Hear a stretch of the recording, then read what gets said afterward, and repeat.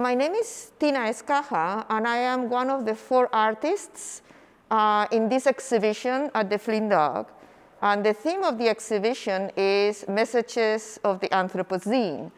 My segment has to do with COVID-19, and I think this is a very good opportunity to establish that reflection on the reality of this virus and in its connections with the human species.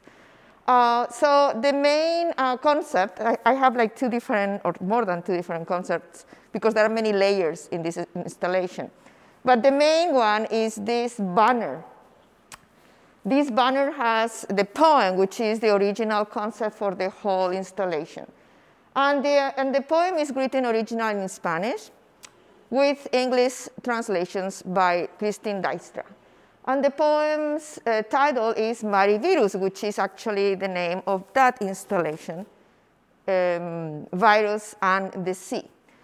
And pretty much goes around the concept of our relation and repetition, our wave in terms of repetitions, oleaje in Spanish, wave means ola, ola.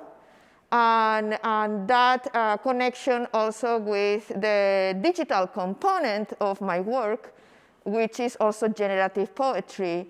So I play with the words aleatory and oleatory as part of this installation. There are many layers. There is the physical layer, like I said, the poem within this banner, and also there is the digital aspect of it. The digital element is by augmented reality components that gives you another level of understanding and connection with this project. Like if you take the Blipar app for augmented reality, and I have some dots indicating where you can find extra components of this project. You will see, and you scan, for example, here, residuos. This particular layer of augmented reality is a sound. Virus in the sea. Residues we are, they say, of ancient germs. So you have the reading of the poem. But there are other elements, other possibilities. Okay, let me see. For example, if I go to this,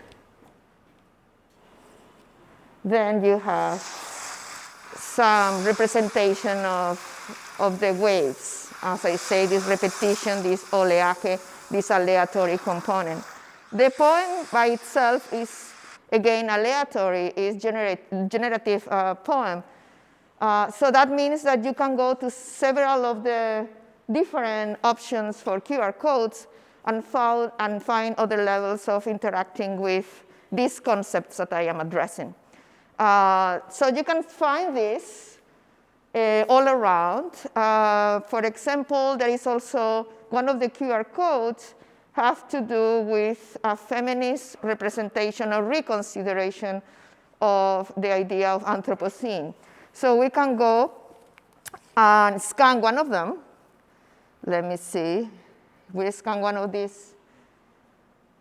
Okay. Here. Now, actually, you only need to. So you will have a manifesto. A manifesto in the times of coronavirus related to a new order. So this is a way of redefining the idea of the Anthropocene being primarily like andros, andre, which is men, and make it a feminist possibility of a different way to addressing our global climate through a hine, through the women's, the female point of view. So in terms of that particular manifesto, I have here, you could see 2 different 5 cabinets.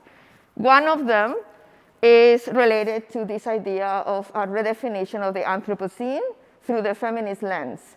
So inside the cabinet, you find images of women, leader women, as an indication of change. And here you have another component of this manifesto.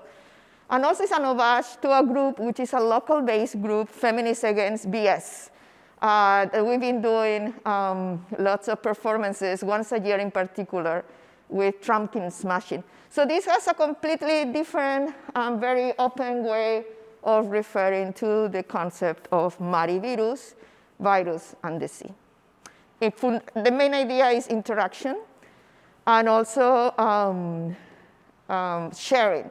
So another one of the QR codes, and I'm placing this all over Burlington, and I'm going to send this information in other languages as well. If you go here, you'll be able to share your story, your COVID story. So that's why I want to consider this aspect of the Anthropocene through the lens of the virus and the human species inside itself of all this discourse.